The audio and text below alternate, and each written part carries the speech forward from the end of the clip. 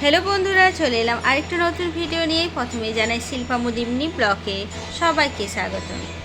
তো আমরা এখন বেরিয়ে পড়লাম চন্দ্রচূড় বাবার মন্দির যাওয়ার জন্য, যেটি আসানসোল চিত্তরঞ্জন হাইওয়ের ওপরেই অবস্থিত। তো আমরা চলে এসেছি খুব একটু কাছাকাছি মধ্যেই। ভিড় দেখে মনে হচ্ছে যে হালকা ভিড় রয়েছে। সামনে চূড়াটি দেখতে পাচ্ছ? এখানে আমরা পুজোর জন্য কিছু নিয়ে নিয়েছি। এবার আমরা হেঁটে হেঁটে যাচ্ছি। দু সাইডেই কিন্তু প্রচুর স্টল রয়েছে। এখানে আমরা, এটি মন্দিরের প্রমুখ গেট। ওপরে কিন্তু নরসিংহ ঠাকুর রয়েছে আর সামনে কিন্তু বাবার মন্দির।